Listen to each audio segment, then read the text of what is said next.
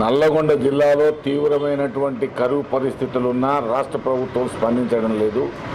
నాగార్జున సాగర్ కింద ఉన్నటువంటి ఆయకట్టుకు రబీలో కానీ ఖరీఫ్లో కానీ నీళ్ళు ఇవ్వలేనటువంటి పరిస్థితి.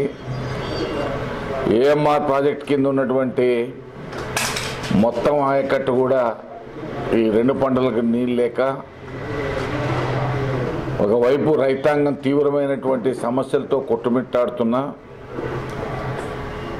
మంచినీటి కొరకు ఇప్పటికే గ్రామాల్లో పెద్ద తీవ్రమైన నీటి ఎద్దడి మొదలైంది. మంచినీటికి సంబంధించిన చెరువుల్లో కూడా నీళ్లు లేనటువంటి పరిస్థితి ఉన్నది. నాగార్జున సాగర్ ఎడమ కాల్వ కింద ఉన్నటువంటి చెరువులను నింపితే కనీసం మంచినీటి పశుగ్రాసం పశువుల మంచినీటి కొరత అయినా పోయేటువంటి అవకాశం ఉన్నది. రాష్ట్ర ప్రభుత్వం పూర్తిగా ఎన్నికలు విజయము దాని సంబరాల్లో మునిగి తేలుతున్నారు తప్ప ప్రజా సమస్యలు పట్టించుకునేటువంటి పరిస్థితి కనబడడం లేదు. 29 కోట్లు కరువు కొరకు నిధులు కేటాయించమని జిల్లా యంత్రాంగం రాష్ట్ర ప్రభుత్వానికి పంపితే కేవలం 5,18 లక్షలు మాత్రమే విడుదల చేస్తూ జీవో ఇచ్చినారు. ఈ విధమైనటువంటి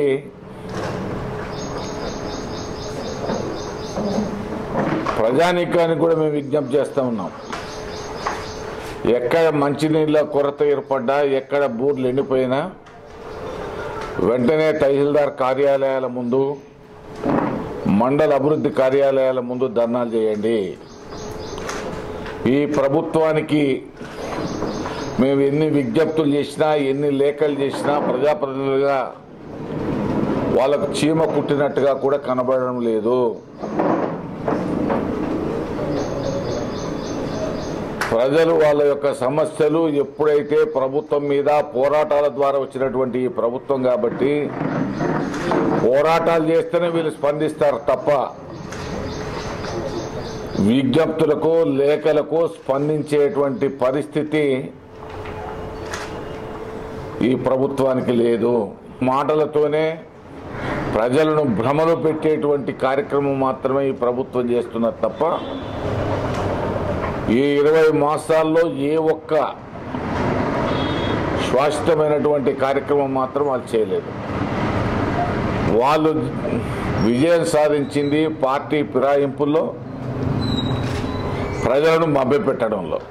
వరంగల్ ఉప ఎన్నికలు, జిహెచ్ఎంసీ ఉప ఎన్నికలు, నారాయణఖేడ్ ఉప ఎన్నికలు ప్రజలను భ్రమపెట్టడం ఒక వంతు, విపరీతమైనటువంటి డబ్బులు వెదజల్లడం రెండో వంతు, అధికార యంత్రాంగాన్ని దుర్వినియోగం చేయడం మూడో వంతు. వాటితోని విజయం సాధించి విజయగర్వంతో ఉన్నారు తప్ప ప్రజా సమస్యలను పట్టించుకునేటువంటి పాపాన ఈ ప్రభుత్వం పోవట్లేదు. ప్రజలు తీవ్రమైనటువంటి మంచినీటి కొరతతోని, ఉపాధి కొరకు, పశుగ్రాసం కొరతతోని ఇబ్బందులు పడుతున్నటువంటి ఈ తరుణంలో ప్రభుత్వం స్పందించాలి తప్ప వాటి వైపు వాళ్ళు చూసేటువంటి కార్యక్రమం లేదు. వెంటనే నాగార్జున సాగర్ కింద ఉన్నటువంటి ఎడమకాలువ కింద ఉన్నటువంటి చెరువులు నింపండి, ఏఎంఆర్పి కింద ఉన్నటువంటి చెరువులు నింపండి. కనీసం మంచినీటి కొరత తీరేదానికి అవకాశం లేదు. ఈరోజు ఈ ప్రభుత్వం డబుల్ బెడ్రూమ్ ఇండ్ల పేరు మీదనో ప్రజలను మోసం చేస్తూ ఉన్నారు. నేను ఒక్కటే అడుగుతా ఉన్నాను, ఇప్పటి వరకు నల్లగొండ జిల్లాలో రేపు 31 మార్చితోని ఈ సంవత్సరం ముగుస్తుంది. ఏ నియోజకవర్గంలోనైనా లబ్ధిదారుల నుంచి మీరు దరఖాస్తులు స్వీకరించినారా? ఏ నియోజకవర్గంలో అయినా ఈ గ్రామాలలో మేము డబుల్ బెడ్రూమ్ ఇండ్లు నిర్మిస్తామని ప్రకటించినారా? ఏంటంటే నియోజకవర్గానికి 400 ఒకసారి చెప్పినారు. మాకున్న సమాచారం అధికారులకు మీరేమో టైం పాస్ చేయండి, మీరు ఏ కార్యక్రమాన్ని ముందుకు తీసుకుపోకండి. ఈ ఫైనాన్షియల్ ఇయర్, ఈ ఆర్థిక సంవత్సరం మొత్తం కూడా కాలం వెళ్ళబుచ్చుకొని వచ్చే సంవత్సరం మళ్ళా ఇదే తంతును ప్రారంభిస్తారు. 2 ఆర్థిక సంవత్సరాలు ముగిసిపోతా ఉన్నాయి. రేపు 31వ తారీఖు వచ్చే నెల. ఈ 2 సంవత్సరాల్లో మీ డబుల్ బెడ్రూమ్ ఇండ్లు హైదరాబాద్లో 390, 91, 96 కట్టినారు అంతే. ఎందుకు ప్రజలను మోసం చేస్తున్నారు, ప్రజలను ఎందుకు ఇట్లా మభ్యపెడుతున్నారో అర్థం కావట్లేదు. ఇవే ప్రజలను మోసం చేసే కార్యక్రమం ఏదైతే మీరు చేస్తున్నారో అవే ఉరితాళ్లుగా మీకు మారబోతాయి. ఇది కేసీఆర్ గారు, కేటీఆర్ గారు గమనించాల్సినటువంటి అవసరం ఉన్నది.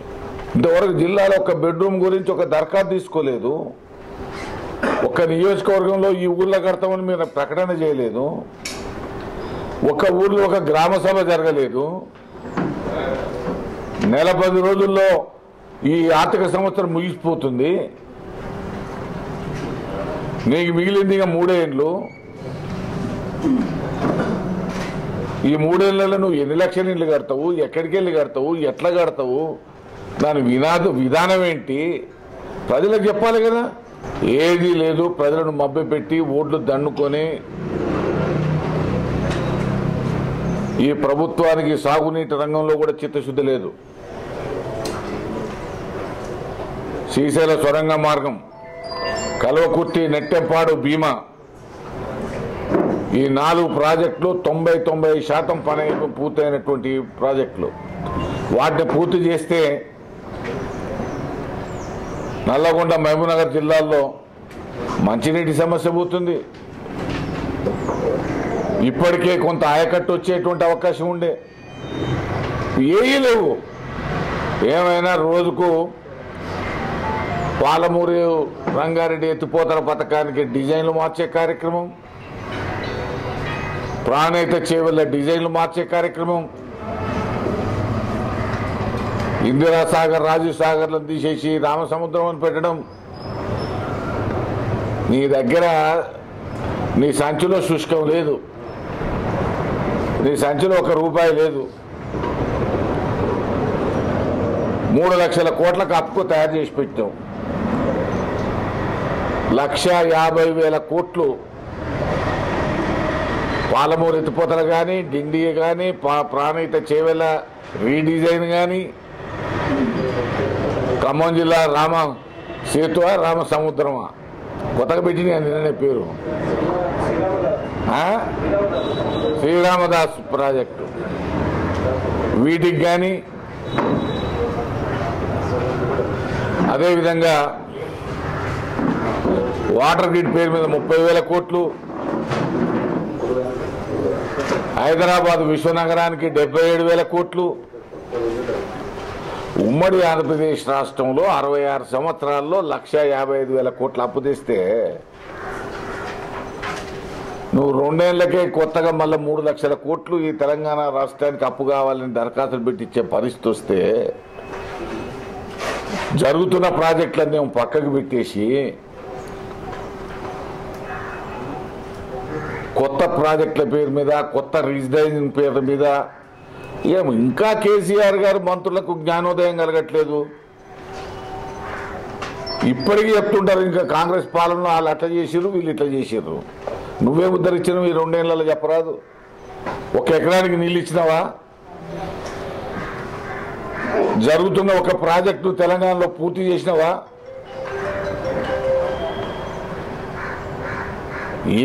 కేవలం పేర్ల మీద కాలం వెలిబుచ్చే కార్యక్రమం తప్ప ఏ కార్యక్రమం నువ్వు ఇంతవరకు ఏది పూర్తి చేసినావు? ఏమైనా పార్టీ ఫిరాయింపుల్లో విజయం సాధించినావు, ప్రజలను మోసగించడంలో విజయం సాధించినావు. ఒక్క దాంట్లో మాత్రం నువ్వు ఇచ్చిన మాటకు పార్టీ ఫిరాయింపుదారులకు మాత్రం చాలా వరకు సీట్లు ఇచ్చినావు. అంతవరకు నువ్వు నీ మాట మీద నువ్వు ఉన్నట్లెక్క. ఎన్నికలో చెప్పినా, ఎన్నికల ముందు చెప్పినా, ఎన్నికల తర్వాత చెప్పినా ఏ ఒక్క కార్యక్రమం కూడా అమల్లో లేదు. కాబట్టి ఇప్పటికైనా తీవ్రమైన కరువు తెలంగాణ రాష్ట్రంలో ఉన్నది. కృష్ణా పరివాహక ప్రాంతంలో నీళ్లు లేవు, గోదావరిలో పైన నీళ్లు లేవు, శ్రీరామ్ సాగర్ ప్రాజెక్టు ఎండిపోయిన పరిస్థితి ఉంది. ఇన్ని రకాల ఇబ్బందుల్లో ప్రజలుంటే వీటి సమస్యను పరిష్కారం చేయకుండా, రైతులను ఆదుకోకుండా, ప్రజలను ఆదుకోకుండా కొత్త కొత్త ప్రాజెక్టుల పేరు మీద కాలం వెళ్ళబుచ్చేటువంటి కార్యక్రమం చేయకండి. జరుగుతున్న ప్రాజెక్టులు పూర్తి చేయండి. కొత్త ప్రాజెక్టులకు అంచెల వారీగా మీరు మీ ఆర్థిక స్తోమత, ఆర్థిక పరిస్థితిని బట్టి వాటిని తీసుకోండి. ఇరు రాష్ట్రాల మధ్యలో ఉన్నటువంటి నదీ జలాల వివాదాన్ని సామరస్యపూర్వకంగా పరిష్కరించుకుందాం. దానికి మేము ప్రతిపక్ష పార్టీలుగా మేము సహకరిస్తాం. ఇదంతా రాజరిక వ్యవస్థలాగా నడుస్తుంది కానీ ప్రజాస్వామ్య వ్యవస్థలాగా నడవట్లేదు. ఇది శాశ్వతం అనుకుంటే పొరపాటు పడ్డట్టే. కాబట్టి ఇప్పటికైనా భూమి మీద దిగి ఈ కార్యక్రమాలన్నీ కూడా ప్రజల సమస్యల పరిష్కారం కొరకు ప్రభుత్వ యంత్రాంగాన్ని పురికొల్పండి. అది ఏది లేదు, ఎవ్వరు కూడా ఎక్కడెవరు పట్టించుకునే పాపర పోవట్లేదు. యంత్రాంగం మొత్తం నిద్రావస్థలో ఉండేటువంటి పరిస్థితి ఉంది రాష్ట్రం యావత్తు.